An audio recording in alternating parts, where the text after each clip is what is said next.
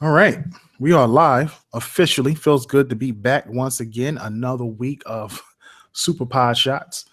Oh, man, I have a lot to discuss tonight. Big day tomorrow. Scorpio is going to be, I wouldn't say announced. I guess you could say the specs will be revealed once and for all, which is great for everybody out there who was interested in Scorpio, which is, I guess you could say, amazing news. So we're definitely going to talk a lot about Scorpio, what Xbox probably needs to do going forward now that Scorpio is, at least the specs are going to be announced, and we could try to figure out what Microsoft has to do to continue their good wave of hype and positivity going forward. Because they've had a terrible first and second quarter right now.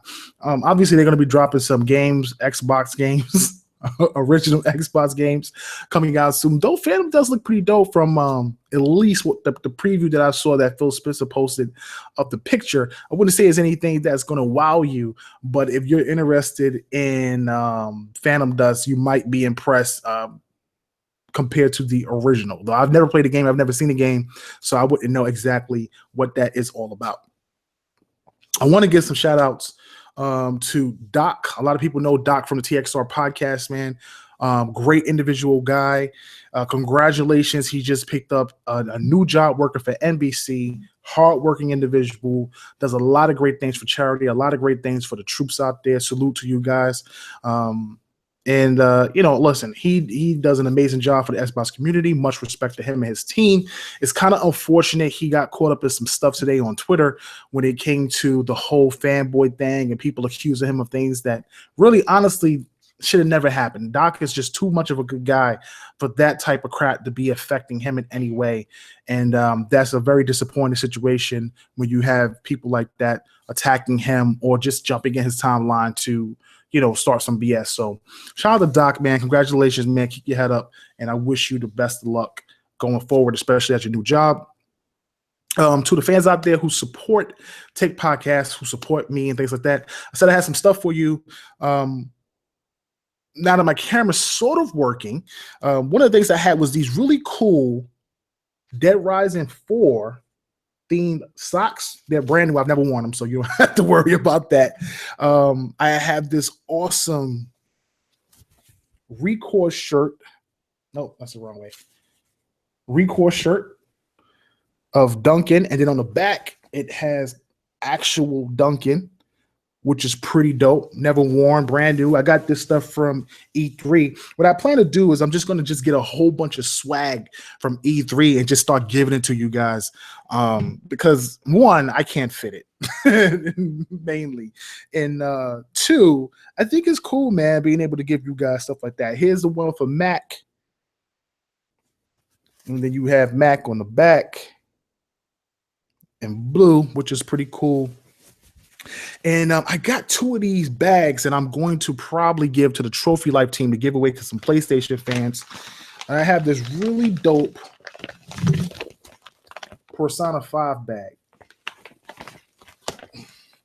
So if you like Persona 5, you might get a bag coming your way courtesy of Tick Network. Which one is this? Oh, yeah. And then my Sea of Thieves rare shirt.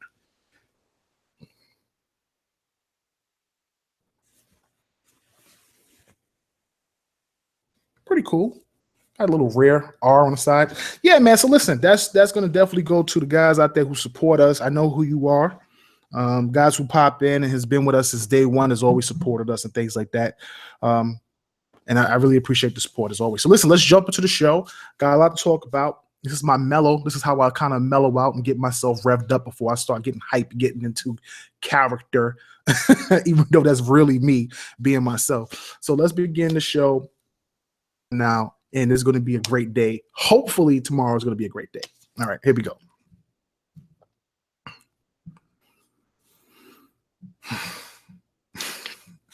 Thank you for rocking with the, what am I talking about rocking with the? This is Super Pod Shots. I'm bugging out. I'm so used to doing Tick podcasts. I haven't done a Super Pod Shot in forever. I almost forgot how to do my own intro. I'm bugging. All right, here we go. You are now rocking with your boy KORSKLL, the last on the planet Xbox, and you're listening to Super Podshots. Listen, I got to jump right into this content, man. It's just crazy. Microsoft is going to come out and announce the specs. Well, not Microsoft. Microsoft is giving the specs to Digital Foundry to talk about tomorrow on their show. And what's going to be crazy about that, and I've heard a lot of things. I've gotten a lot of information from a lot of different people and stuff like that. But one of the crazy things about that is one of the rumors that I heard was that Digital Foundry wound up getting a beta console. This is the rumor. So if you haven't heard why this is happening with Digital Foundry, if you haven't heard what's going on, supposedly Digital Foundry wind up getting a beta console. The beta console is only 80% of the power of Scorpio. And they didn't want them, Microsoft, I guess, figured it out, or maybe they contacted them and they wanted to talk about it. They didn't want them to come out and just start talking about the specs of the beta console, because the beta console supposedly wasn't the actual console. It was about 80% of the power of the actual console. So what they went ahead and did was they, I guess, set up the debut for the actual releasing of the specs with them instead, and gave them the actual specs of Scorpio. Now, I'm not sure how much they're going to reveal. I don't know if they're going to show any games tomorrow. I don't think they will do that at all, honestly. I just don't see them showing something major tomorrow. Maybe they'll show older games just to do a comparison for comparison's sake. And I definitely would not be surprised if they did something along the lines of, let's say they did something along the lines of kind of showed off not just some of the older games, but some of the games that actually upscale on the actual Xbox itself. Now, one of the big things that I've heard, obviously, we've all heard before, is that a lot of the games are actually, for Xbox in particular, will be upscaled to 4K, 100% 4K. Like, there's no compromises on this. Halo 5 will be 4K, and that's one of the big surprises about it. And not like a sparse rendering checkerboard, like truly a 4K console. Give me 1 second. I want to jump out of this video real quick because it's terrible at this point.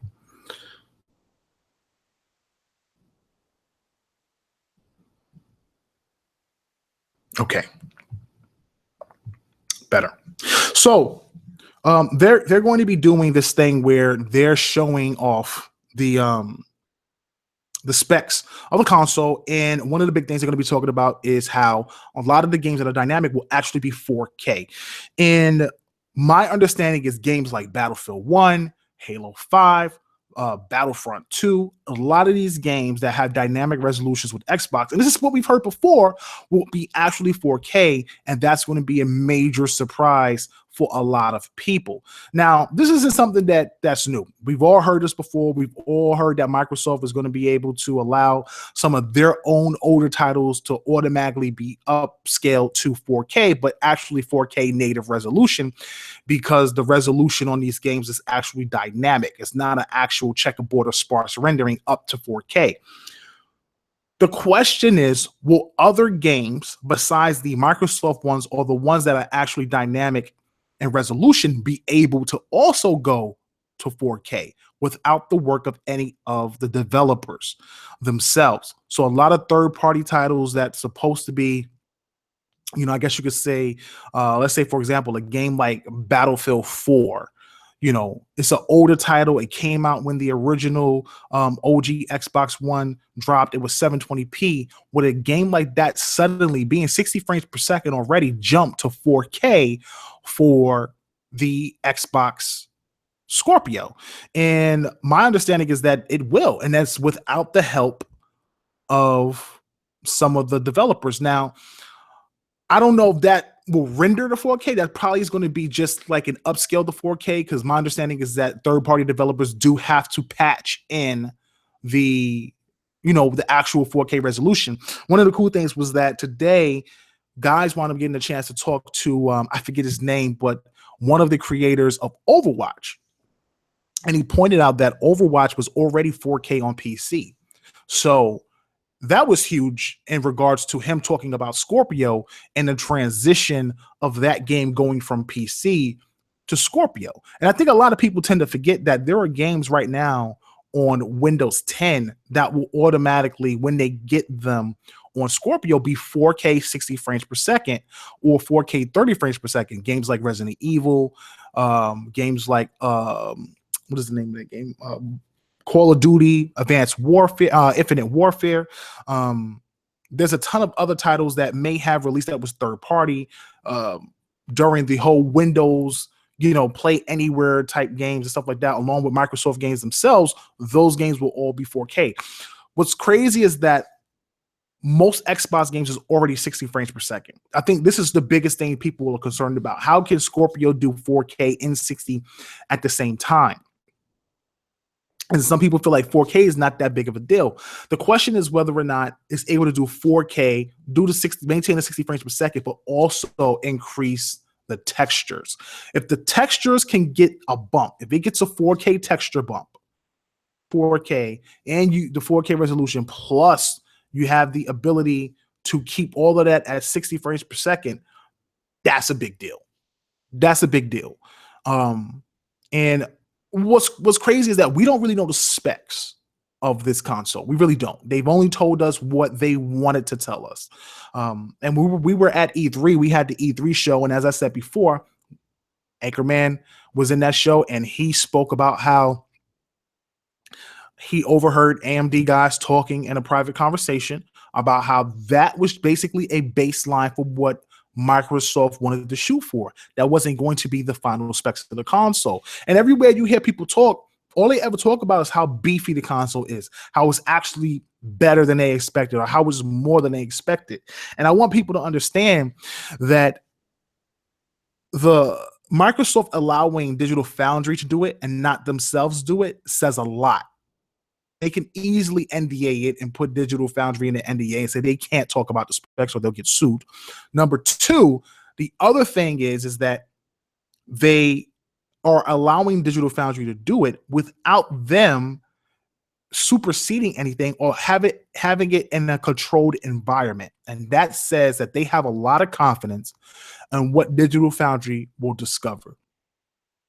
And that's big. That's big. I think it's big in the regard that it says that Microsoft is absolutely 100% confident that everything they've talked about will show up. You got guys like Phil Spencer saying things like, this console is pretty much, well, he didn't say this exactly, but this is exactly what he meant, that the console is pretty much in the class by itself. It's going to be better than anything you've seen on any console on the market. That's huge. That's huge. Like, it's one thing to be like, keep your expectations in check. Phil is the king of keeping the expectations in check. Remember DX12? Remember how he always talked about DX12? Well, listen, it's going to make some things better on Xbox. But if you're looking for a bump, if you're looking for some type of improved graphics, something like that, that's not what it is. It's just going to make the things that Xbox One does better. He was the king of keeping expectations in check. When your boss comes out and tells you that this thing is in the class by itself, pretty much, that it is better than anything on the market, that says a lot. When you can boast like that, that says a lot. So, you've had some fans come out on the PlayStation side and say things like, oh, will the console going to Digital Foundry will either kill it or it will boost it up or whatever. I don't see how it can kill anything, honestly. At this point, I'm pretty sure Microsoft knows exactly what they're doing. If Microsoft, especially knowing Digital Foundry and all the crap that Microsoft had to deal with over the last 3 years, knowing Digital Foundry and knowing how they press for the tiniest nitpickety thing, the last thing you want to do if your console is not living up to the hype and the true 4K quota, model that you're displaying on your marketing, if it's not living up to that, the last thing you want to do is give it to those guys to literally rip your console apart. Because that's kind of sort of what they did to the PS4 Pro in a way. They gave it as props, but at the same time, they made you realize that honestly, it's good, but it's nothing special. And that if you had a PS4 Pro, you were okay keeping a PS4 Pro. I mean, a PS4, you were okay keeping a PS4.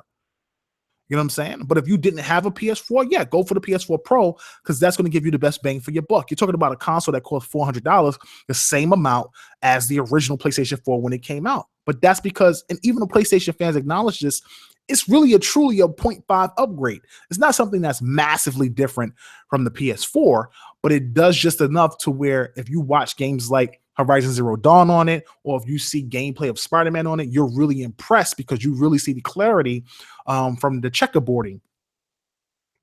At the same time, with Xbox, they're talking about going native. They're talking about changing the textures. They're talking about doing things that you haven't seen yet other than on PC. And as a console gamer, not a PC gamer, as a console gamer, that's welcome. That is welcome. That is something that you want. You want to move into the realm of being able to compete with your PC. I remember talking, I don't know how long it was ago, but probably about a year ago or a couple months, six or 7 months ago, when Microsoft first did, the presentation and announcement that they were going to put their exclusives on Windows 10 PC and the meltdown that Xbox fans had over it.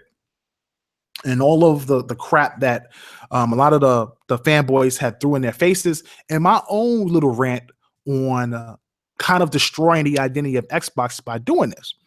And I sat there and said to myself, the only way I felt that this made sense was if you came out with a console that was able to compete for a little while with the PC. It was the only way.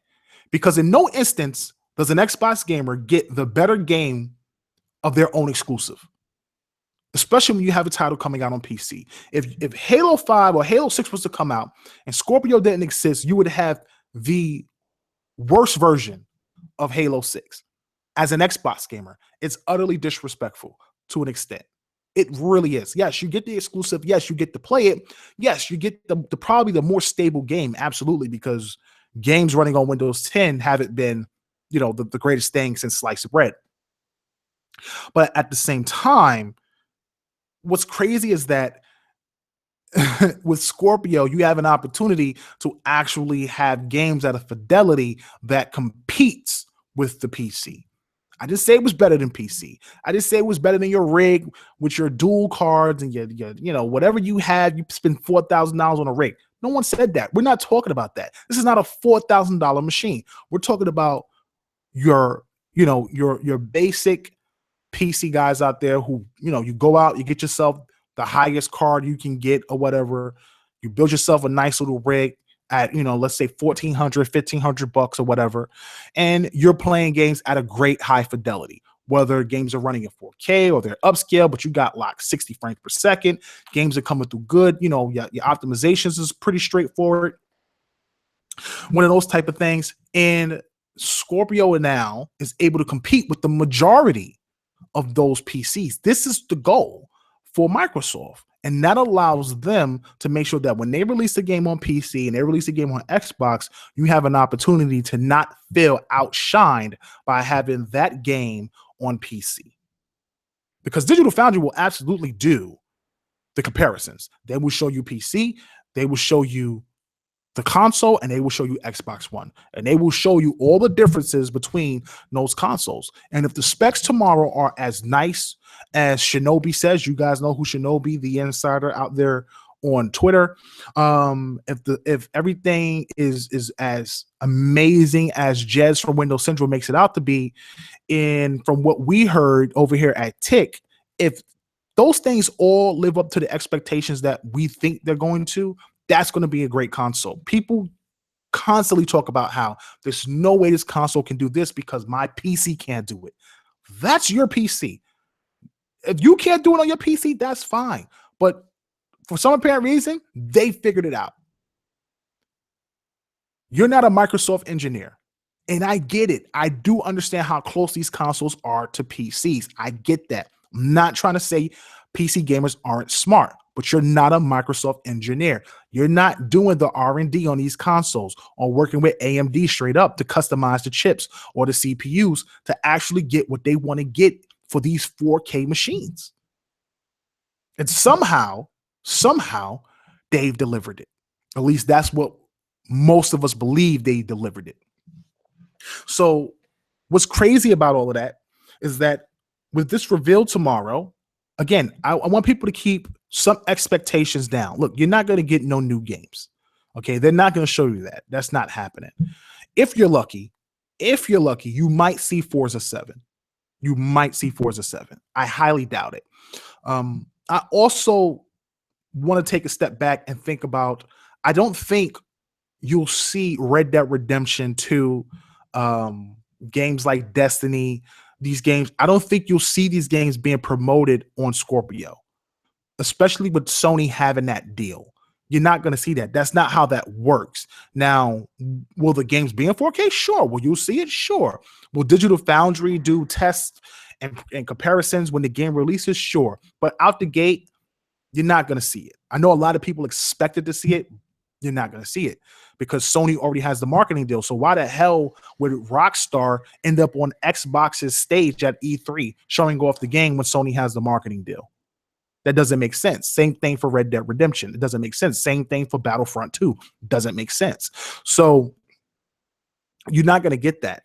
What you will get is whatever Microsoft is showing off: Crackdown, Sea of Thieves, Forza 7.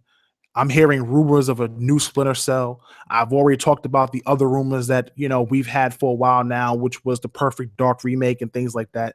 I don't know how 100% true that is, but this is the things that I'm hearing that they may have at their show.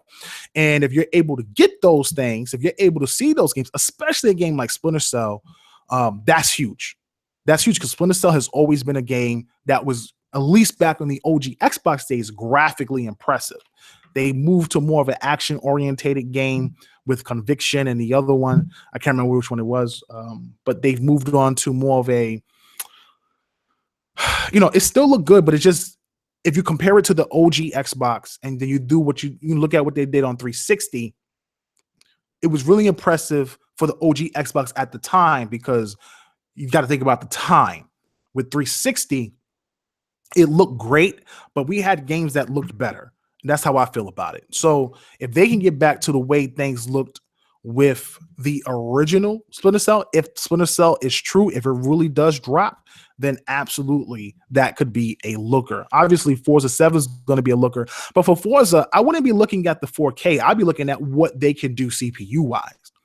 Finally probably getting dynamic lighting, dynamic weather.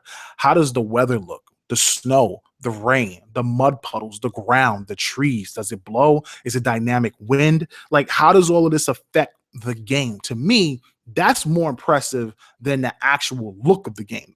Forza's always been a looker. It may not be the best looker in comparison to something like a Drive Club, but it's always looked amazing and pretty damn close. Forza Horizon just looks amazing, especially in HDR.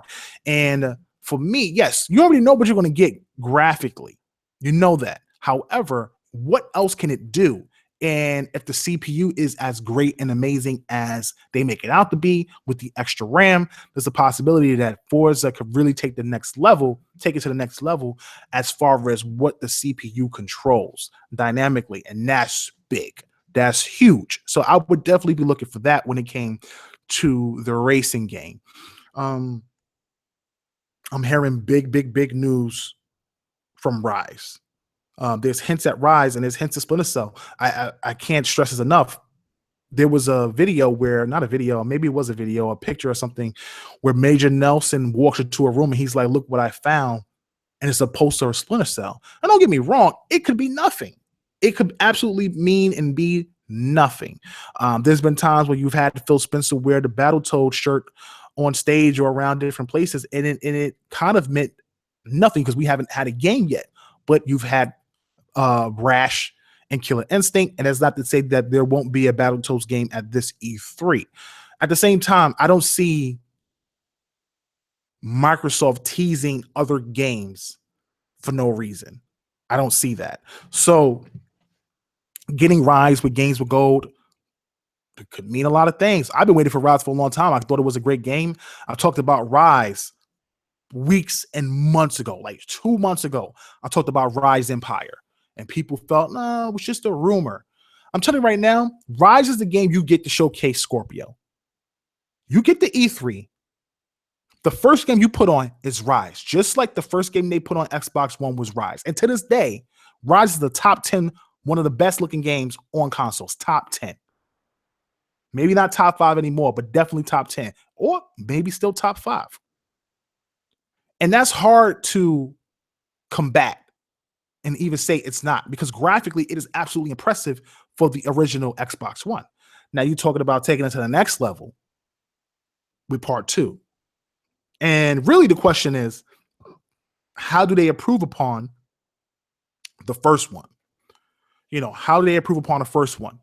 You add more variety of enemies. Now, I think one of the things they tried to do was try to keep it realistic, where even though it was still fantasy, try to keep it realistic where you're dealing with Rome, Britannia, the barbarians is coming at you. Romans only use a sword and a shield. They didn't really have a array of weapons, like, they did have spears, but most Romans fought with a sword. They really, the centurions fought with a sword. It was rare that they fought with a spear or anything like that, unless they were like on horseback, or they were killing somebody on horseback, or they had a flag.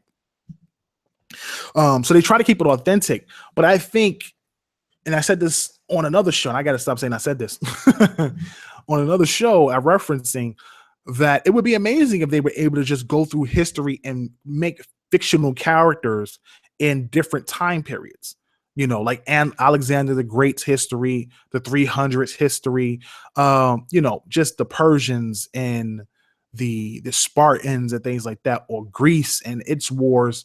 It just would be amazing if they were able to do that and just make fictional characters within the world, and then give that character a story and have the gods manipulate everything, and the gods are going against each other, and this is one god's champion versus this god's plot. And it would be amazing if they were able to do that. But if they can fix this, because I don't find anything wrong with Rise's story, but if they can fix the repetitiveness of the original game and make sure that the weapons and the combat is variable, you have something on your hands. I still feel to this day that Microsoft should figure out a way to buy that franchise from them. It's one of the few franchises I think has the potential to really, I guess you can say, pick up a genre that they sorely need, because they don't have a hack and slash or many single player adventure titles. With Fable missing, that's one of the few games that they really could pick up and take on. First party wise, obviously, you're going to get Crackdown, you're going to get Forza, State of Decay, Sea of Thieves. That's what your holiday season looked like. I can't stress enough that I really don't think Microsoft is going to drop anything major the rest of this holiday season. You might get one more game, maybe one big major title. Everything else, I think, is 2018.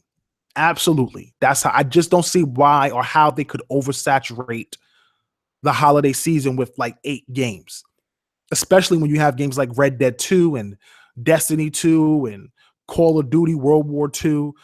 Like, there's a lot of titles coming out at the holiday season. So oversaturating the holiday season with some new IPs, I don't see that happening.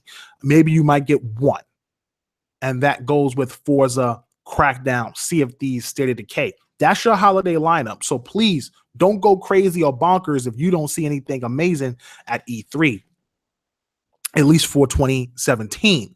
2018, I think they're going to just go bananas. I think spring 2018 and holiday 2018, depending on how far they feel the games are done in development, because I think they won't talk about games that are not done anymore.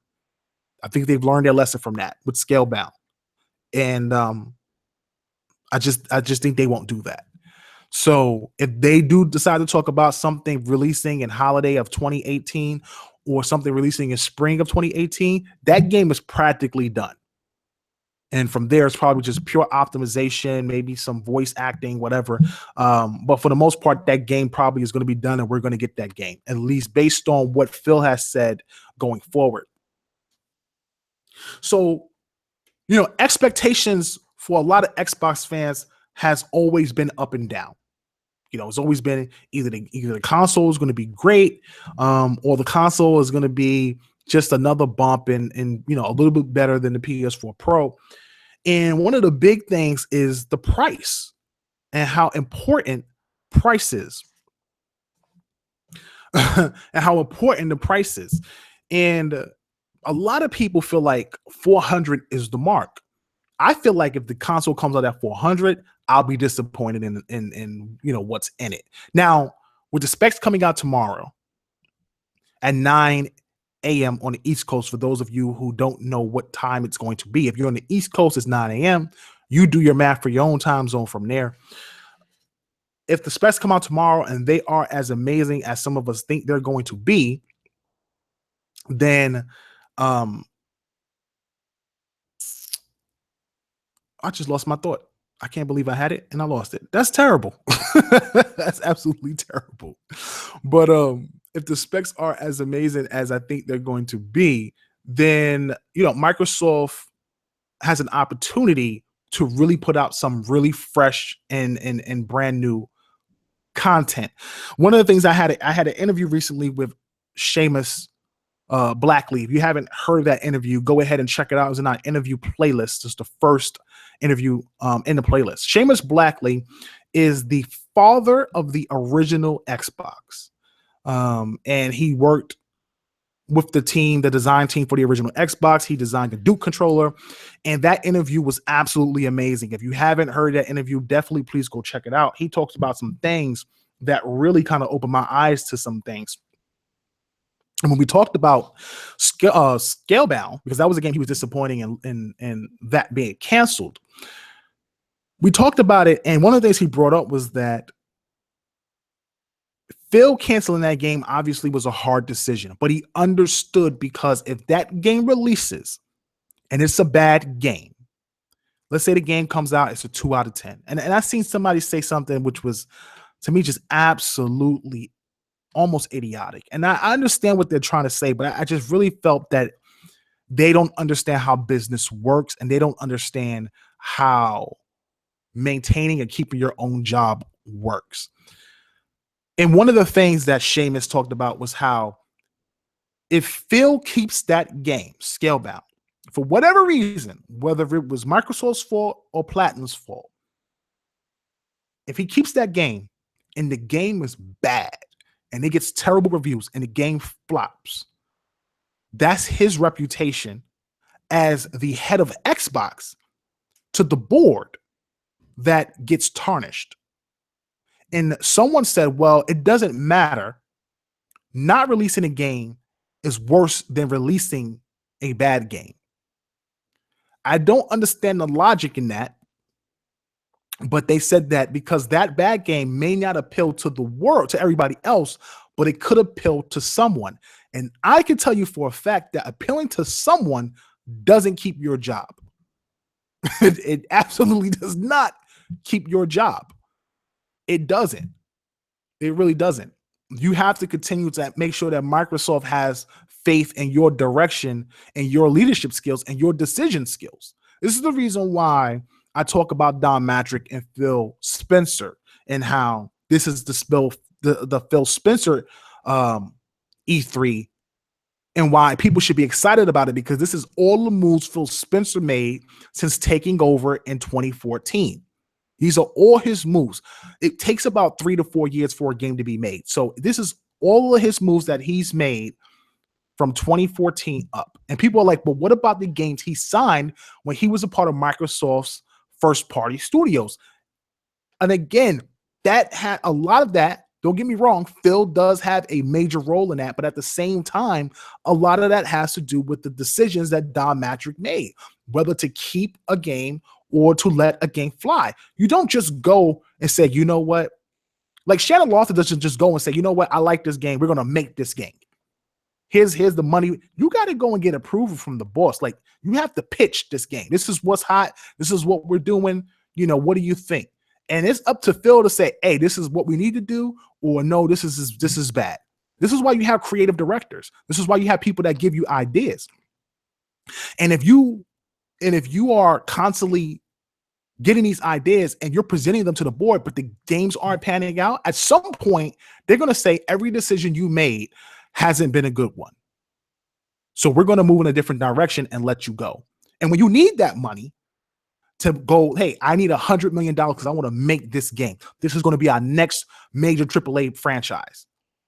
And when you say that, they're going to look at you like, you haven't done anything spectacular lately. Why should we give you $100 million when nothing you've approved has been gold, has been great? So if he felt like Scalebound wasn't going to cut it, and this is not a Defense Force thing, absolutely not. I'm telling you exactly what Seamus was telling me.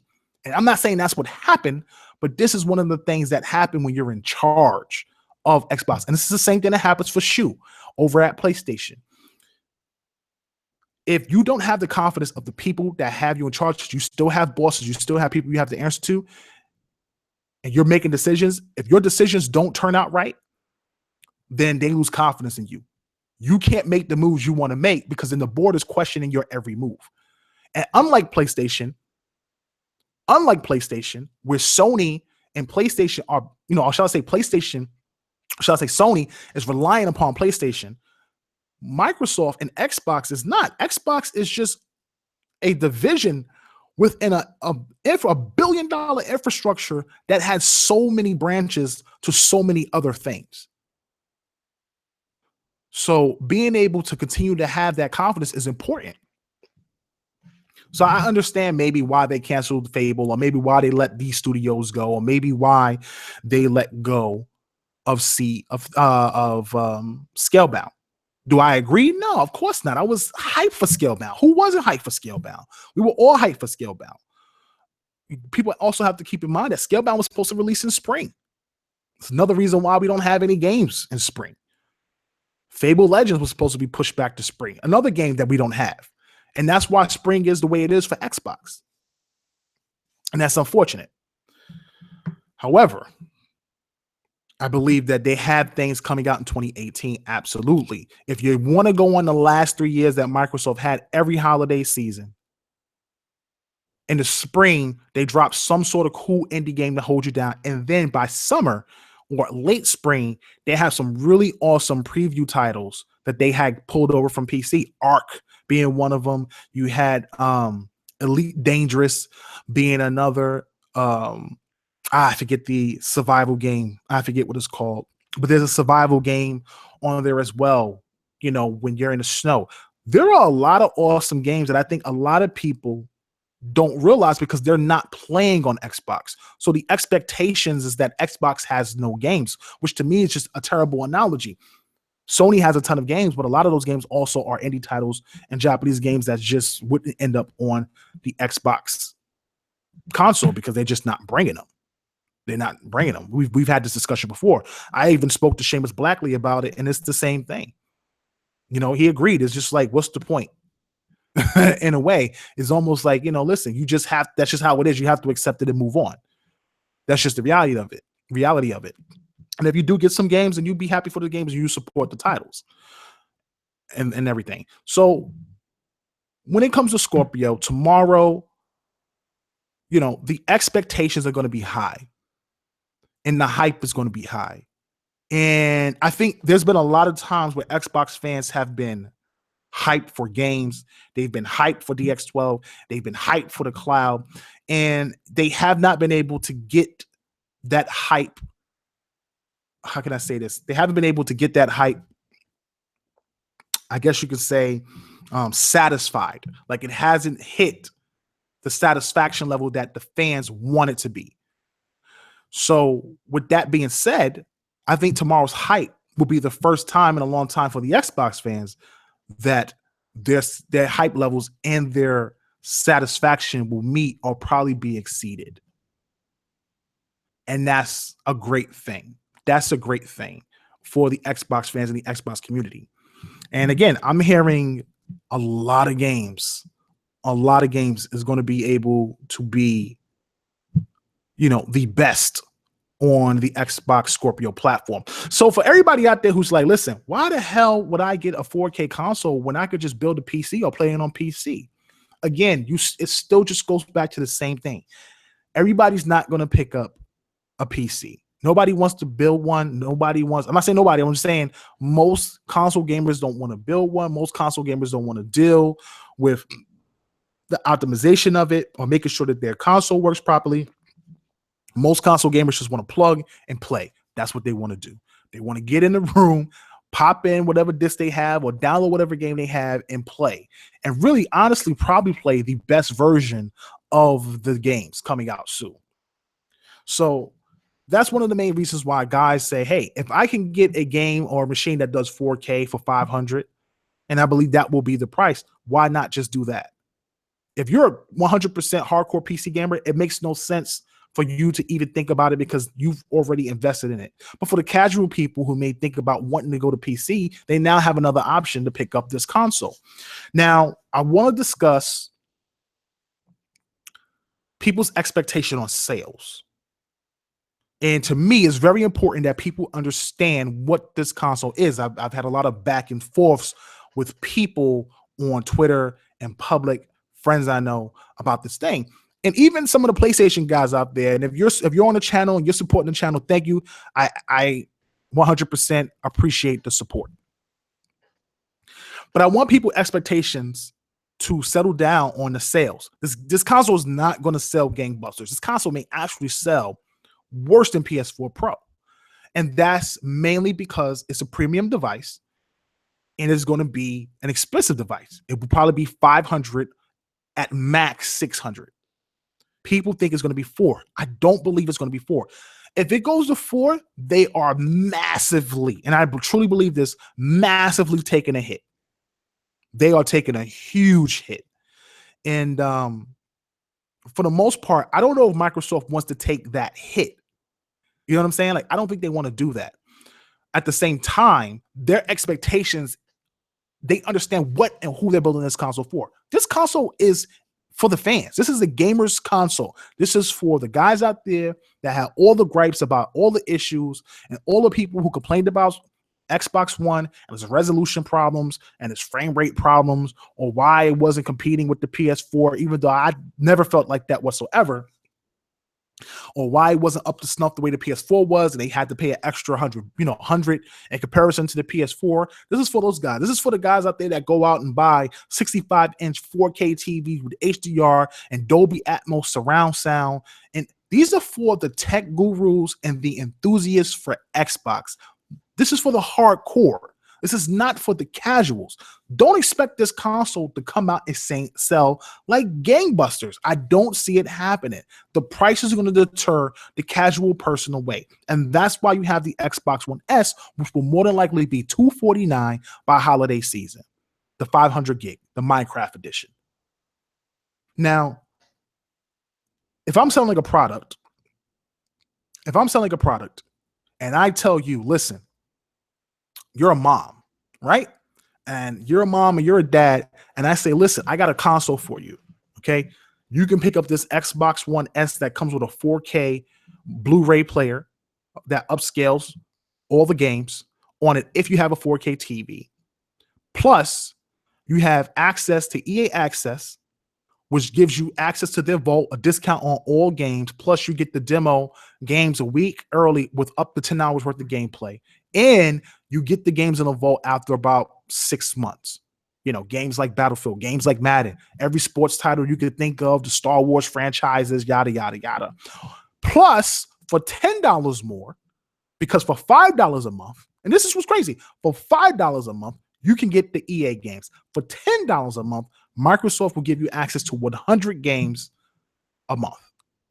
And those games will rotate out with new titles monthly for $10 a month. So for $15 a month, you have access to over, I don't know how many games on EA Access, probably like 125, 130 games at that point. That's crazy incentive to pick up for $250. You tell a parent for $15 you have access to 130 games, and for $250 on a slim Xbox that does 4K, if you ever get a 4K television, and at the same time still does 1080p and still runs slightly better than the original Xbox, that's a hard sale. That's a tough sale. That sale right there can easily go out the store. Easily go out the store. Because parents should see value in that. There's a lot of value in that. It really is. As a parent, I know that there's value in that. So it's a very easy sale. Now you got a guy that walks in. He's like, yeah, I want this KS9000. I want this LG, whatever. Or I want this Sony, Bravia with the crystallization in the background of it for the lights or whatever it is. And this TV costs, $1,000, $1,500, $2,000. And you tell that guy, listen, you know what would look amazing on this? This Xbox, whatever the Xbox is going to be called. A lot of people saying Xbox One X. And in my opinion, Xbox One X is a bit weird, but it makes sense in a way because then X is the Roman numeral for 10. And then you have the correlation with Windows 10. And it's a possibility that the console could be a Steam machine. I don't know. I'm not saying that it is. You just never know. We might see that at E3. But it would be a great way to have that linkage between the Xbox and the Windows 10 device if you made it Xbox One X. Because X is the Roman numeral for 10. And that kind of makes sense. Me personally, I kind of like Xbox One Ultra and I like Xbox One Prime. I really love Prime. I just think Prime just says everything. Like, listen, you want to get a console? Don't get a Plus, get a Prime. You know what I'm saying? Like, get your P's right, bro. Get your P's right. Don't get a Plus, get a Prime. That's what you go with. But, but at the same time, you pitch this. You have this amazing console. Every game on it does 4K. It's got Dolby Atmos surround sound. It's got a 4K Blu-ray player. This is for the enthusiasts. That's what it's for the guys out there who have the money to spend it on. Now, listen, over time, of course, the value of the console will drop. When the value on the console drops and it's $400, $350, by that time, they'll be working on the next Scorpio 2, or Badger, or whatever it's called. You know what I'm saying? Whatever it's called. And when that console drops, that will be the next edition of Scorpio, which will probably be, 15 teraflops or 12 teraflops and 16 gigs of RAM or whatever else is going to be that really takes it to the next level. And then the Xbox One S is like $150. You know what I'm saying? And then the Scorpio is at about, $350. And then you have the next console come out that's going to be $500. That's what they do. And every single one of those games will be backwards compatible on the next console. Had an interview with Albert Pinello. Don't believe me? Listen to the show. Listen to the show and listen to the direction that Microsoft wants to take Scorpio. Every game will work on every console until the console can no longer play the games. These are the facts, people. Every game will work from the original Xbox One through Scorpio, through the next Scorpio, through Honey Badger, through the Rascally Rabbit, through every console after that until Xbox One can no longer handle the graphic fidelity and the frames of the next new generation of games. And when that can no longer handle it, that console dies out. They're not ending the sale of that console. That console will die out when the games no longer work for that console. That's what I was told. Don't believe me? Hit the interview section of Tick Podcast. Do this for a living. Check it out. It's there. So, at the end of the day, Microsoft has something, and I think a lot of fans will be impressed with it. A lot of fans will have their hype met. And I'm excited for that tomorrow at 9 a.m. Now, again, don't be looking for games. It's going to be about specs. This is really going to be about a comparison. And I really see this. I really believe Digital Foundry is going to come out. They're going to say something like, the console does this and it's equivalent to yada, yada, yada, yada, et cetera, et cetera. One of those type of things. and then turn around and show some games. And this game used to be, 720p on the Xbox One, and then now it does 4K. No checkerboard rendering, no sparse rendering, or whatever the hell else they thought it was going to be. And then they're all shocked and they're all surprised. You know what I'm saying? And now everybody's like hype. I've seen real gamers today. I've literally seen hardcore PlayStation guys who have been PlayStation gamers since day one. I even tweeted it. Literally come out and said, if Scorpio is able to do the things that Microsoft wants to do, I will buy Scorpio because I mostly play multiplats. That's what he said. And most of us do. The best games, like, let's just keep it real. A lot of the best titles are multiplats. They come from the EAs and they come from the Rockstars and they come from the Square Enixes. And you have Ubisoft with their selection of titles. Warner Brothers is coming along very nicely.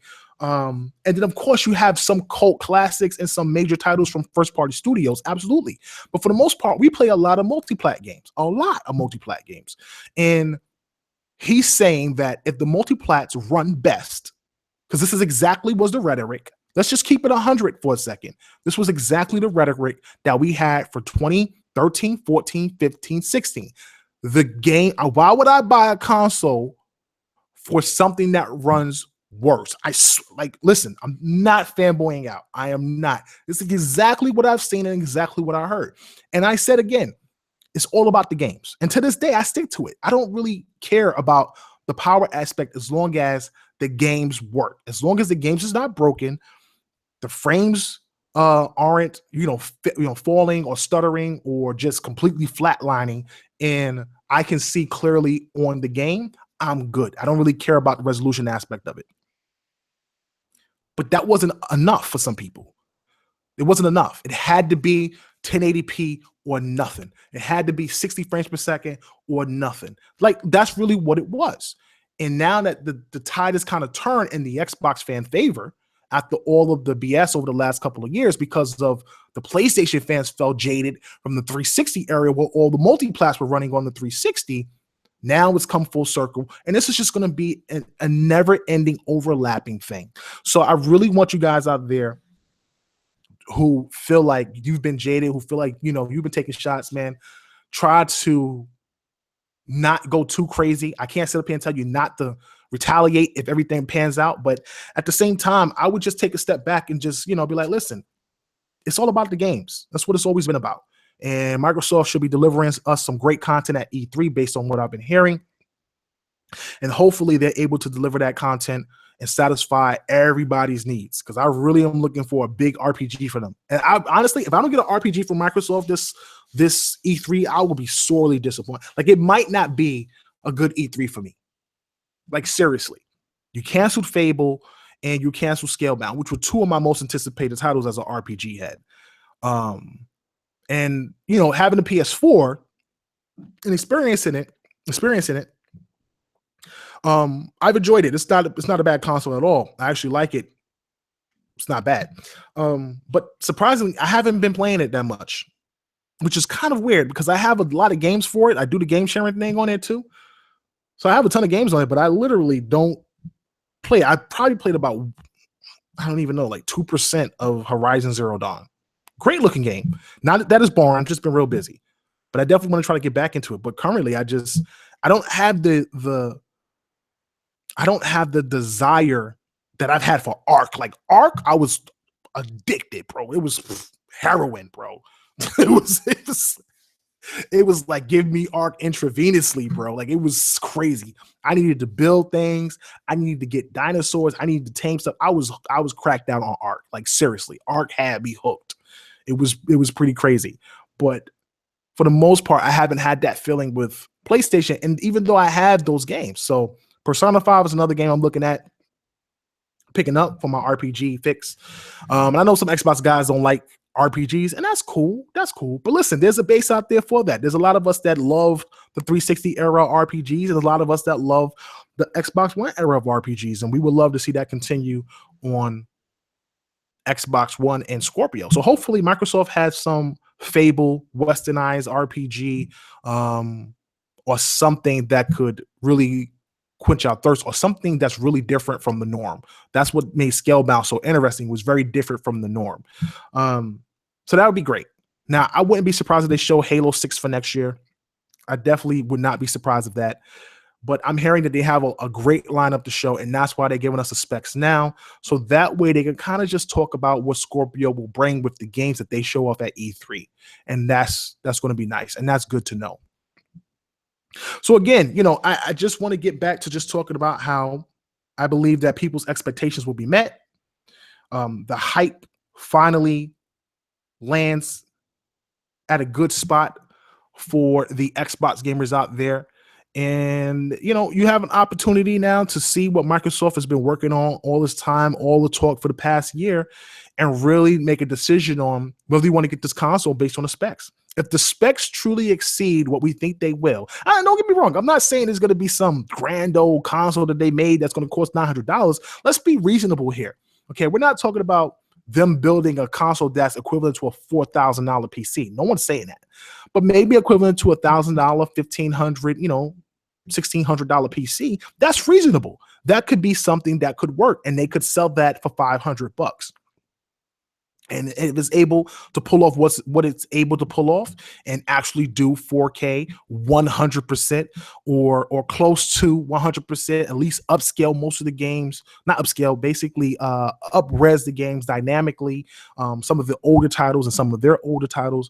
And if third parties are willing to go to 4K or stick at 1080p, but use that extra power to increase textures, increase what's happening in the world, towards the CPU side, more characters on screen, more objects on screen, more effects, things like that, then I'm 100% for that. But I want to see a difference. I want to make sure that if you do something in 1080p, that whatever you took from the resolution for 4K was properly put towards things that I can see a major difference in.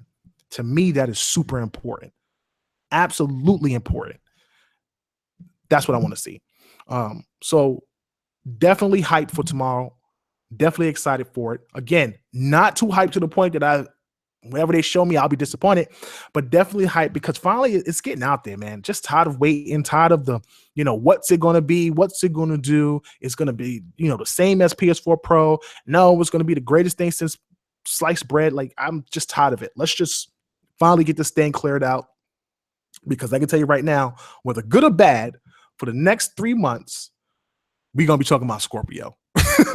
A lot of Xbox fans are going to be talking about Scorpio and the possibilities of what games will look like and play like on the console after tomorrow. Now, we'll have a Tick podcast tomorrow night around 11 p.m. as always.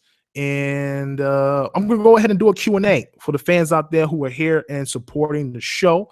Very grateful for the 53 people who are in here recently. Very grateful for the support. Please give us a thumbs up. We greatly appreciate the thumbs up and greatly appreciate you stopping in and hanging out with me tonight, as always. So, at the end of the day, man, make sure you guys tune in. 9 a.m. on the East Coast, on the West Coast. What is that? I think that's 6 a.m. 6 a.m. Yeah, like 6 a.m. on the West Coast. Central Time, I think, is 8. And if you're GMT, that's 5 hours. Is that 5 hours? Yeah, 5 hours. So 10, 11, 12, 1, 2 o'clock, 2 p.m. on the GMT time, which is the UK. I learned that because I hang out with a lot of UK people. Funny stuff. All right, so we're going to go ahead and end the show. We're going to take some questions. Make sure you guys get your questions ready. I'm ready to give you guys some answers. And make sure you tune into that Seamus Blackley interview. It was a really great interview.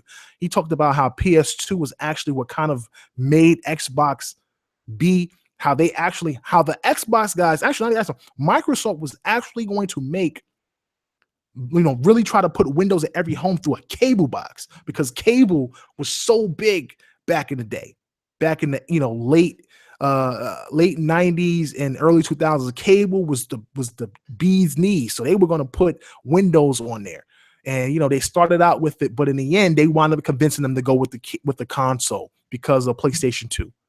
That's crazy. That's a big deal. That is absolutely crazy. Check out that interview. Check it out. Very informative. If you haven't heard it, absolutely check it out. We are now, Tick Podcast is on iTunes. You can always find us on iTunes, Google Play, Stitcher apps. You can get us on your Xbox right now. If you have an Xbox One, you got a cast feed in the app section. You want to listen to us while you're playing games, go ahead, hit the cast section, type in TIC podcast as one word, and we will pop up, and our latest videos will pop up on that channel. And if you want the Tick Network, which is the Tick Podcast Show, Double XP, the debate show, Trophy Life, the PlayStation Show, and Multiverse, our multi-platform comic book movie show, then you can check that on the Inner Circle Network on iTunes, which I'll be adding that soon. You can get all 4 shows, all different, all variable, on one feed for MP3 on Google Play and iTunes. We are making moves out here, and that's all because of you guys. So thank you. So I'm going to go ahead and end the show. Go ahead, start answering some of these questions. I thank you for your support, and please make a donation.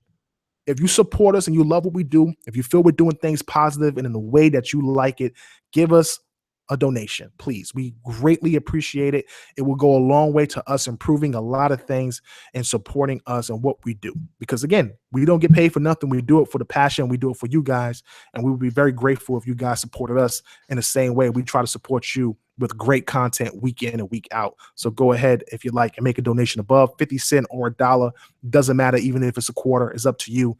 Anything is welcome. So thank you.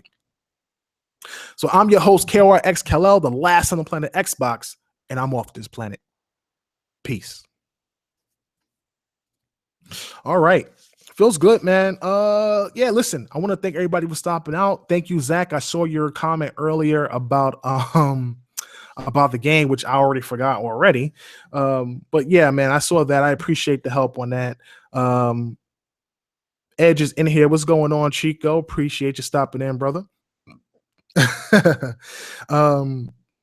me see here. Yeah, man. I mean, you got some games coming out this holiday season for Xbox. You're gonna have Crackdown.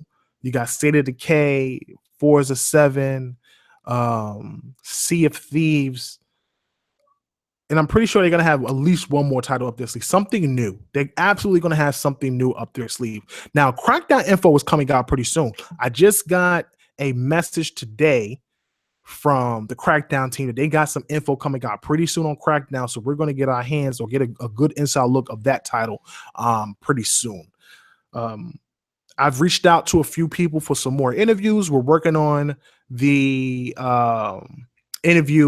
re-interview actually, with oh my god, why can't I remember people's name? I'm like really getting old and getting like losing my memory. We're reaching out to some people. I don't want to spoil it. Maybe I shouldn't spoil it. Maybe I should just surprise you guys like I always do. But yeah, you should definitely check it out. All right, so let's see. You at Anchor, who's going to win the bet? Oh, okay. All right, so let's see. The first question. Why is Anchor trying to cheat the bet? Quake, come on, he can't pray for a month. Yeah, exactly. So here's the thing. Me and Anchorman V made a bet on a Tick Podcast episode when we had Scratch on as a guest. The bet consists of me changing my name from KRX Kal-El, the last on the planet Xbox, to KRX Kal-El, the last on the PlayStation, for an entire month. This is what you will get on the show when I introduce myself. This is brutal. This is very brutal for me. In return, because he's such a Bethesda fanboy, he would not play Bethesda's next big game. However, that game supposedly coming is Quake. I call BS on Quake. He's not going to buy Quake. Quake is not something that he has an interest in. It needs to be Prey. He talks about Prey like it's the second coming. And it has to be Prey. It has to be. If I have to change my name to the last son of Planet Xbox, or not even my name, but if I have to change my intro and my moniker to the last son of Planet PlayStation, that's tough. Especially for a hardcore Xbox guy. Like, there'll be people out there, they have no idea. Like, if they never heard of me before, for an entire month, I'll be talking about I'm the last on the PlayStation. and they'll come to the show and be listening to nothing but Xbox content. They'd be confused as hell. I would be confusing fans out there that want to listen to good PlayStation stuff but get nothing but Xbox content. It would be insane. It would drive PlayStation fans crazy. Funny stuff. So I think he should definitely lose Prey for a month. I don't get this. He's trying to weasel his way out of this bet, cheating. You can't trust him. Can't trust him, bro. Can't do it. Oh, man. Let's see here. Okay. Zach Karim says, now VR will have a chance, all thanks to Scorpio. Listen, Microsoft has an AR VR device that they said is more powerful than all the devices on the market. I don't know when this thing is coming out. I don't see it coming out at the end of the year, but I'll tell you what, that's a big deal. AR and VR at the same time. You can switch between the two, or you can do both at the same time. That's nuts. That's nuts. HoloLens was never meant to be a device you purchase to play games with. It would have some game features because it's meant to teach people how to build games, but it's not something you would purchase because it's very experimental and it was super expensive. It wasn't meant. It's really meant for developers and people in the workplace. It just really wasn't meant for gaming. So having this hybrid of VR and AR makes way more sense for the people who truly want to be immersed in VR and the people who want to experience a different reality. In AR, you have an opportunity to either go both ways, or you have an opportunity to do both at the same time, which in itself is freaking bananas. I can't wait to see the first game that comes out on this thing. And I'm not a VR enthusiast at all. I've talked poorly about VR for months. I've never been interested in VR, and to this day, I still don't. But I would love to see what they come up with, what type of games they come up with this device. I'm super hyped for it. And at the same time, there'll still be like 5 other VR devices on Xbox Scorpio, at least from my understanding. You know, Vive, they already have a partnership with Oculus Rift. I don't know if they got out of that partnership or not, but they have a partnership with Rift, and they have 3 other devices coming out from Asus, Razer, and Dell, working on Windows 10, which I understand is also going to be able to work on Xbox Scorpio, which is pretty crazy. Oh, man, I can't wait to see what they come up with. Foul Davikin asks, what are your thoughts on the rumor of Scorpio having a hybrid cooling system like the Surface Pro 4? Also, great show. First and foremost, Foul, thank you. Greatly appreciate your support. You've also been a guy that's been very supportive of the channel for a very long time, so very grateful for that. I don't know, man. A hybrid cooling system sounds expensive. You know, I don't know how it is. Like I said, I'm not a computer engineer. Understand something about me. I'm not an engineer. I know nothing about building computers. I know some things about consoles, and I get the familiarity between the console and the PC. A lot of things I learned from actual developers and engineers themselves, having conversations with them, talking with them when I go to events, things like that. That's where I get a lot of my information from, and I get a lot of my knowledge from. And that's why I can confidently deliver you guys information, because the information I was given was factual or confidently given to me. So I honestly don't know how much that would be or how much that will cost, but it sounds a hybrid cooling system between, I don't know. That sounds expensive, and I don't think they would add that. That sounds very PC-ish almost. If the console was truly a Steam machine, I could see that. Like if it played Xbox games and then it played some PC games too, like select PC games, that would be dope. Like if the game wasn't coming to Xbox, which kind of defeats the purpose of UWP, because you can transfer a game to Xbox in 48 hours or something like that. But it takes time to optimize from there to get the game actually working on the console. It kind of gives you the bare bones, and you have to build it from there, and that could take months. So it kind of defeats that purpose if you're just able to play PC titles on it, which would be great. But I don't know if they'll do that. Just for cost factor, based on probably what we're going to see tomorrow spec wise. Phil Spencer always talked about having the latest technology. That's when people say things like, "Oh, it's going to have a Jaguar CPU like PlayStation 4." I don't see how. That's not That's not what Phil said. He said the latest technology, and the latest technology is Vega and Ryzen. That's the latest tech. Now, the latest tech could also be Puma. I don't know. I understand Puma's in the Jaguar family. I don't know. We'll see what happens. But based on what he said, the latest tech, bro.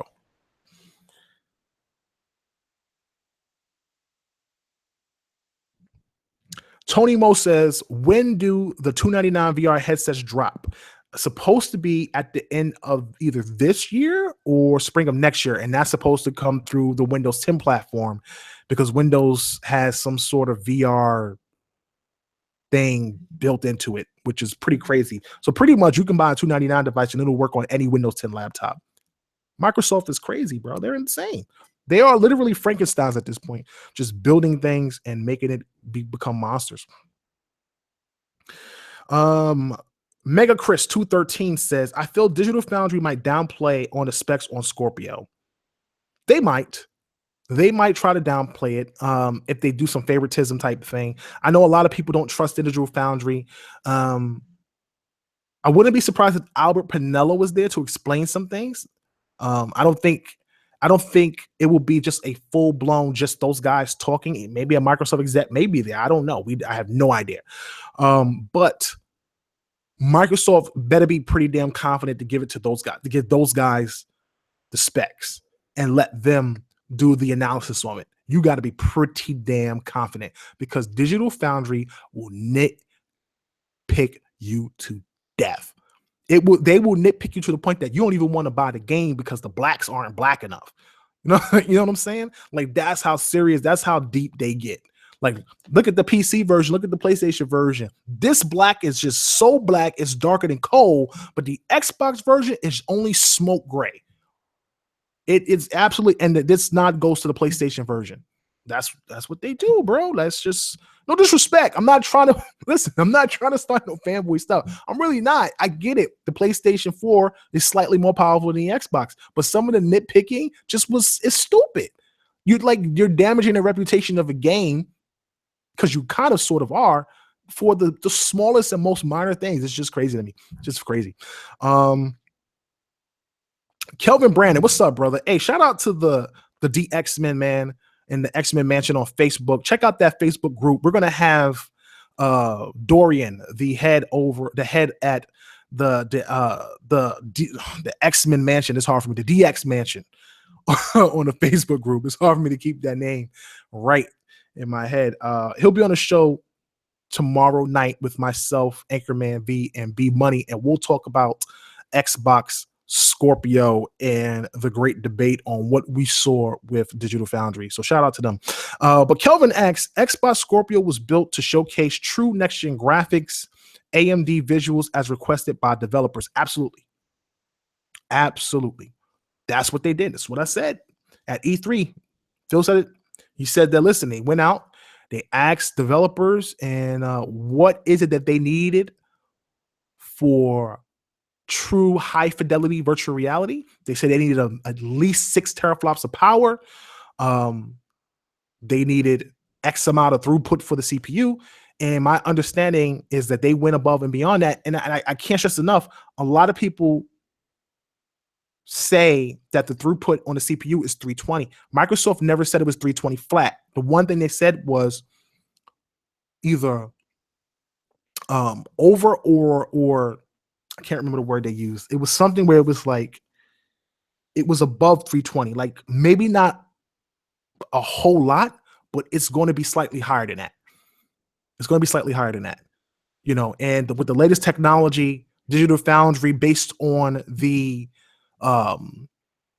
images that Microsoft showed of the motherboard, saw 12 slots. So they believe that's 12 gigs of RAM built into that thing. And really the only thing we don't know is what the CPU and GPU is at this point, what the shaders are, you know, how does that all come into play and affect the console. We do know that it's going to be GDDR5.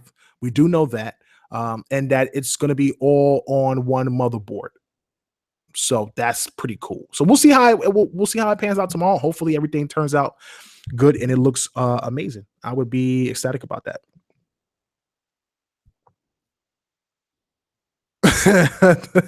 Halo Storm says, no, spoil it. I want to know. That's funny. Ori 2 and 4K, it will happen. Oh, yeah, that's another game. Ori and the Will-O-Wisp. That's another game that's coming out or in development for Xbox. Ori 2. A lot of people forget about Ori. Ori was an amazing game. Very very heart-wrenching for a platform title from Microsoft. I think that game doesn't get enough credit. I think Microsoft should purchase Moon Studios. And I think a lot of people say Microsoft should buy this and Microsoft should buy that, but guys have to want to be bought. Studios like Remedy have to want to be bought. You know, Moon Studios have to want to be bought in order to be purchased. So maybe if they work with them enough and the games that they keep producing turn out really good, Microsoft will offer them the box father will offer them an offer they can't refuse. And then, they'll be able to join the Xbox team and continue to make Ori and the Blind Forest with some other new exciting IPs. So we'll see what happens. I think a lot of people forgot about Ori. Ori was great. Ori was a great game. Ori and the Will-O-Wisp is supposed to be Ori 2. That is what the game is supposed to be called. Oh man, let's see. Nicholas Graham, what do you think is the big surprise for tomorrow morning? Oh, every game is going to be 4K. Every game that's dynamic on Xbox is 4K native.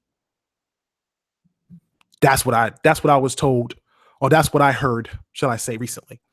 So a lot of people about to be stuck on stupid. A lot of people about to be, got that hot sauce for that crow tomorrow, because supposedly the major surprise, I won't say the major surprise, it could be something else, but I heard that it's supposed to be stuff we already know. Stuff we already, maybe we didn't expect, but stuff we already know, which is basically, every game that's backwards compatible, or every game that came out already on Xbox will be 4K native. We'll see what happens tomorrow. We'll see what happens.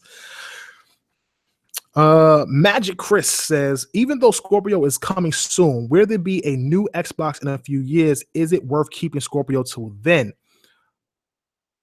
One of the things Microsoft plans to do is no more generations. This is what they've been talking about for a very long time, which is why when people talk about digital titles, I always stress Microsoft is in prime position. They're in prime position because they're doing a lot of things digital. And what it allows them to do is it allows them to make sure that a lot of the games that are backwards compatible continue to be backwards compatible through digital rights. And if you have a game, you purchase a digital on the Xbox One, it's supposed to work on Scorpio and it's supposed to work on the console after that, and going forward. Now, that's software bound. That's a software thing. And it's not a hardware thing. And that's what they plan to do going forward, because they're making all of these games compatible through the API. That's why it'll probably be hard to get OG Xbox games, but I wouldn't be surprised if they did it. We had Mike Ybarra on the show about a year and a half ago, and he spoke about that as well. We brought up backwards compatibility for OG Xbox games, and he said that's something that they were looking at as well. That news hit IGN. Glad we could support you guys with content. So it would be cool if we were able to see backwards compatibility and have every Xbox system on the latest console. That would be amazing. Could you imagine your library in about, let's say, 8 years? In 8 years, your library would probably exceed 1,000 to 2,000 games. Meanwhile, PlayStation is starting over. They're not stopping. And this is what's crazy. Like, I get it. Like, I'm not trying to play PlayStation. I'm just looking at the facts here. PlayStation, Shu and those teams said they will continue generations, meaning that the games that they have won't work on the next console. They will start a new generation, PlayStation 5, and you will start over. And what more than likely will happen is either they will allow the licenses you own to continue to be played via their cloud service, where it's like if you own the license, you can play the disc through PS Now, or all the games that were on PS4 will be on PS Now. And that's how you play the games through Gaikai. They invest way too much in Gaikai to just give it up. PlayStation fans are like, just kill Gaikai, just give it. They have no idea how much money Sony invested into Gaikai. You just don't drop a company like that. You don't just pick it up and like, you know what? PS Now's not working out. No one's playing it. See you later, Gaikai. Good luck with whatever you want to do in the future, or try to sell it up. They need to recoup that. That's not going anywhere. PS Now is not going anywhere for a very long time. It's going to have to flop pretty hard. They're going to figure out a way to make that work, and that's going to be successful at some point. But right now, not so much. And that's why they're putting a lot of their own games, PS4 games, and some of their own exclusives on there, because it needs to be more enticing. It really does. It needs to be more enticing, a more enticing way to want to play games. And if you have a Windows 10 PC, you can now play PS Now in games like I think Infamous and Knack and God, Killzone, Shadow Monkey, whatever it's called. So you should be able to play that. You know what I'm saying? With no problem. Let's see. Oh, I went too far. Man, I'm so behind. It's just crazy with these comments. I mean, these questions. Let's see. Zach Karim asks, Quantum Break and Rise are my main two games I want to see on Scorpio. Yes, it would absolutely be great if they were able to bring those back. Quantum Break is a tough sell because not that it wasn't a good game, but because the game was so expensive and they didn't recoup it. I would expect Alan Wake before I see Quantum Break. Absolutely. I would definitely wait to see that.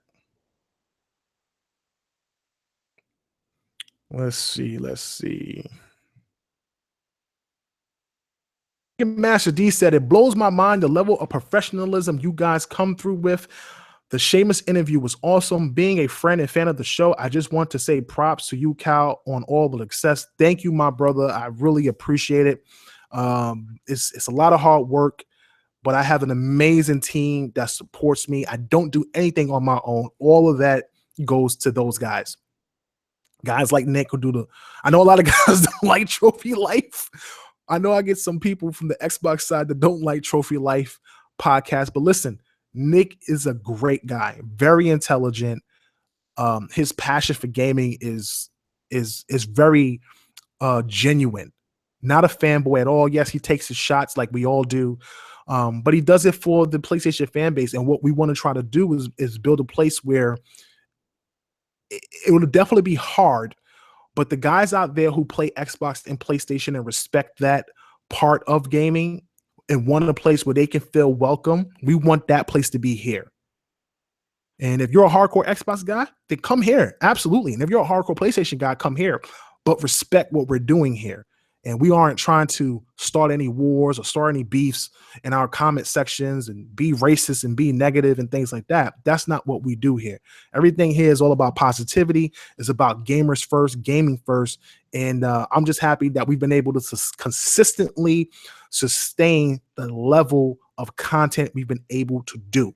No disrespect to any other podcast. Absolutely not. I think there's so many amazing podcasts out there, from TXR to the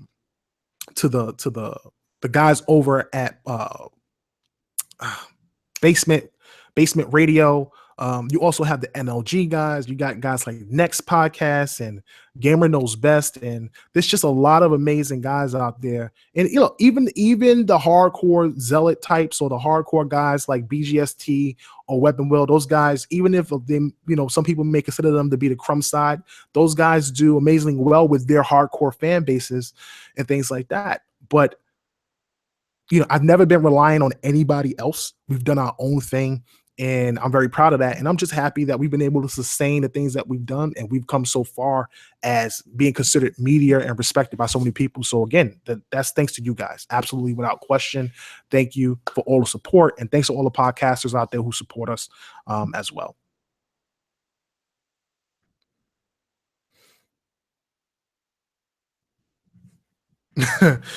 Oh man. Sergeant No Rider says Sony made a mistake with PSVR. They've pretty much played a perfect generation except for PSVR. Huge mistake, not selling and force them to drop Pro early when it could have come out this year. I'm not gonna lie. I worked last holiday season just to pick up some extra hours. I worked retail at Best Buy, and PS4 so well, but not Pro. Pro so well at the end, but PS4 Slim with the Uncharted edition, that bad boy sold like hotcakes. They sold that, and you had an opportunity to pick up either Ratchet and Clank or Last of Us with it. So a lot of people picked up those 2 games. Those were actually a pretty good deal. PSVR, the biggest complaint was that price of $400. When I had to tell people who came in, and there was a lot of people who literally people who come in who buy it mainly is from like other countries, tourists, especially in Florida. So you have people come in and they're like, how much is this? How much is the VR? I'm like 400. And they're like, well, how much is the console? And I'm like 400. You know what I'm saying? For the Pro, or $299 for the Slim. They're like, that's like $700. No. I don't want that. Just give me the $299 console. I get a free game. Like, that's what people care about. Like, when it comes to retail, they really just look for the bargain stuff. And that's why I understand what Phil is saying when it comes to Scorpio. He knows for a fact, when people hear Scorpio's price, if it's 500 or 600,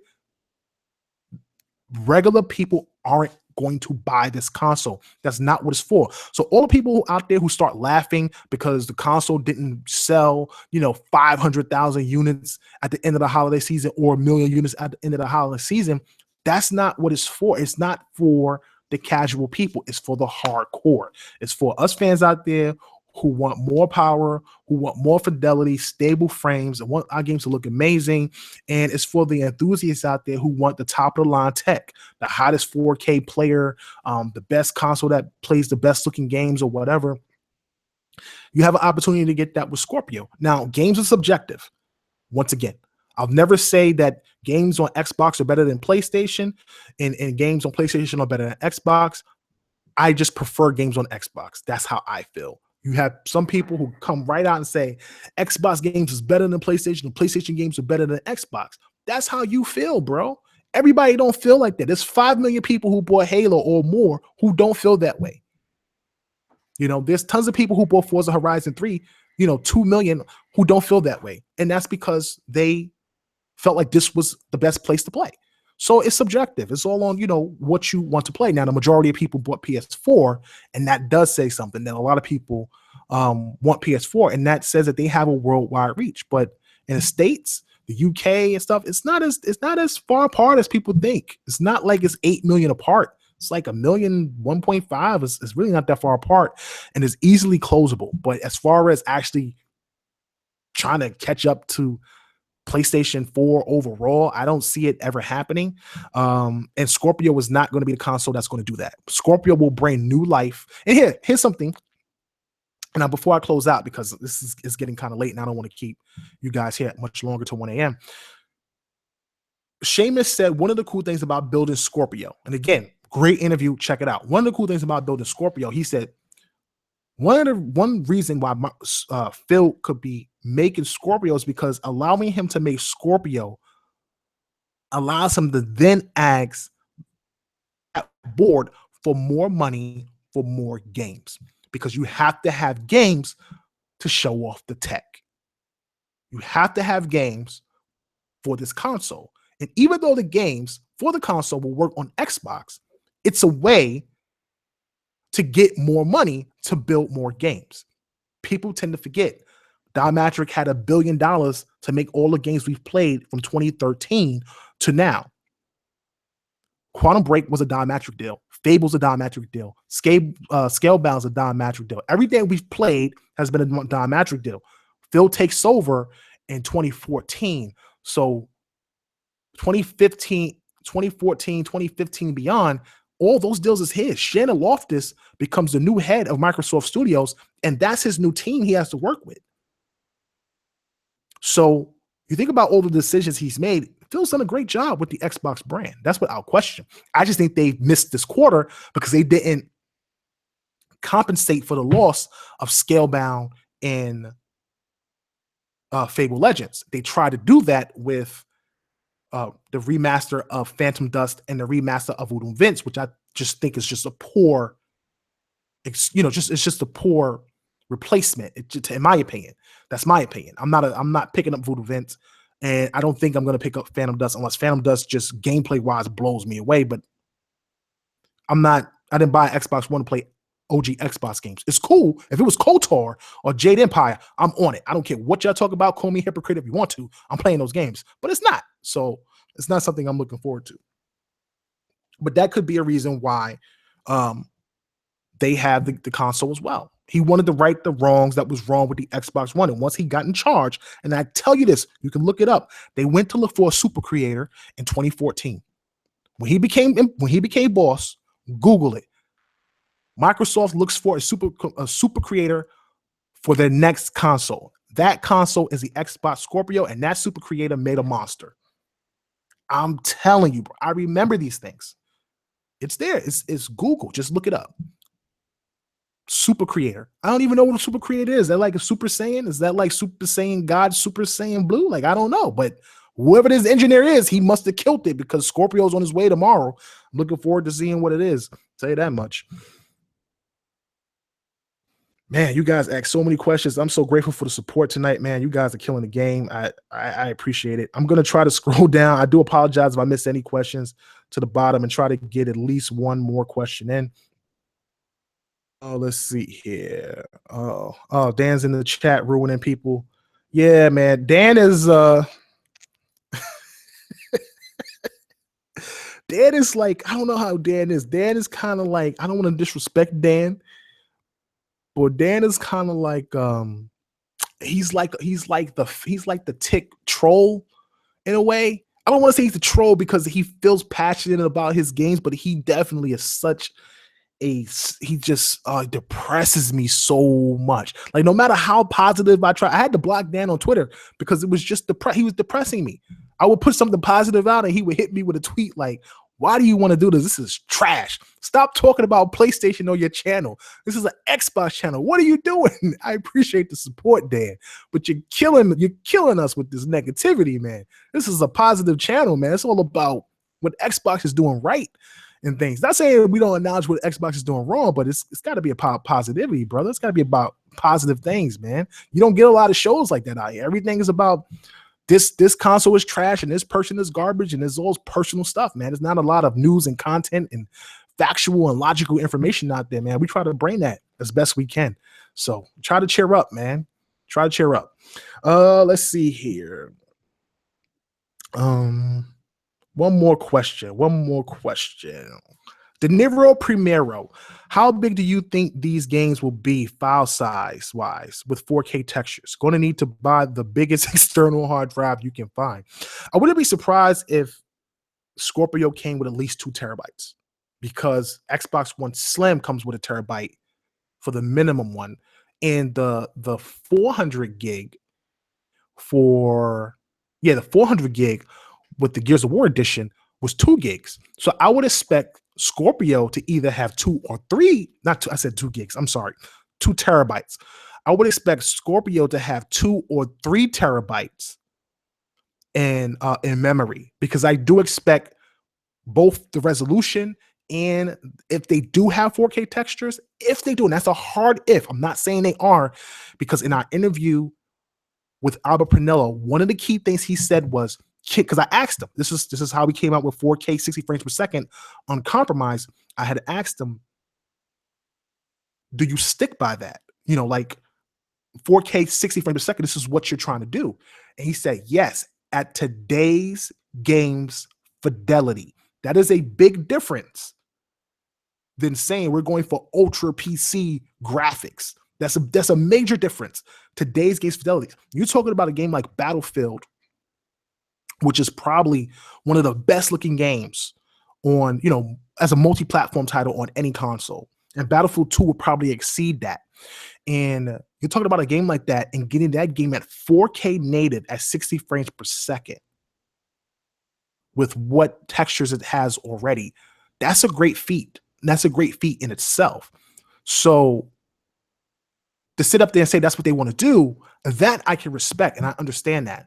But I've been hearing that they said that they may actually have included 4K textures. If they included 4K textures, we're talking about some crazy graphics at this point. You know what I'm saying? Like PC level stuff here. And if they're able to do that, the console may even jump in price to 600. I would hope they would stay at 500, which I think is the absolute price it will be, at least the base model. Maybe the base model will be the Scorpio with a 2 terabyte hard drive for 500 and a 600 it'll be a 4 terabyte hard drive. But absolutely, I think we're going to need more hard drive space for these games coming up, because I think the games will be bigger if you're going native 4K compared to checkerboard or sparse rendering from 1800. Because again, it's still more memory, and then also if you do textures, yeah, it's going to be more memory. So I would expect that. I would actually start to expect a difference in file sizes on games now, when we start to see them. So listen, guys, I want to thank you all for your support, man. 53, we had up to almost 60 people in here tonight on this late show. I'm very grateful for all the support and glad you guys could come out and things like that and hang out for the chat as always. We will be back next week. No, what I'm talking about. We have Tick Podcast tomorrow night at 11 p.m. And then we'll be back next week with Multiverse Podcast on Mondays and Trophy Life, I believe, on Tuesdays or every other Tuesday. I think they're trying to go weekly and things like that. So if you're a PlayStation fan, definitely check out Trophy Life Podcast. Guys really try to talk about positive content with the Trophy Life podcast and PlayStation stuff, and really try to keep a focus on what PlayStation is doing and not what other PlayStation podcasts is doing as they're trying to rip the Xbox platform. And of course, you already know what we do, and support the Multiverse Podcast, because those guys work really hard to get these niche content from comics to movies. And having Emilio on last week was just a great guest, because this guy works for Marvel. He's done an amazing art in games. It's rare to get people like that on your show, and we're trying to branch out and do that for all our shows. We're trying to get Shu on Trophy Life. I don't know how that would work out, but we'll see what we can do. Oh, I remember now, and I'm working on getting Adam Boyce back on the show, because I got to get this. You guys got to hear this interview we did with Adam Boyce, man. It was crazy. This interview with Adam Boyce was bananas. Like, just hearing the stuff that PlayStation was doing and the things they did during that E3 conference, where they was like, this is how you share games and stuff. Like, it was crazy. It was pretty crazy. I didn't even know that Adam Boyce worked at Midway. He worked at Midway, and he worked on Xbox Live Arcade before going over to PlayStation as their third party. I think he was the third party creative director or something like that, where he got the third party games for Xbox. He talked about how they got Destiny. They signed Destiny as soon as they saw Destiny, they signed it. It's crazy. It was like bananas. Bungie showed it to them, and they didn't even hesitate. They just signed it. They signed the deal. The deal was like, I don't know how long the deal was, but it was pretty long. It wasn't no like one and done deal. That's how I knew Destiny was not going to Xbox. On the Xbox, because they had signed a long-term deal with Destiny.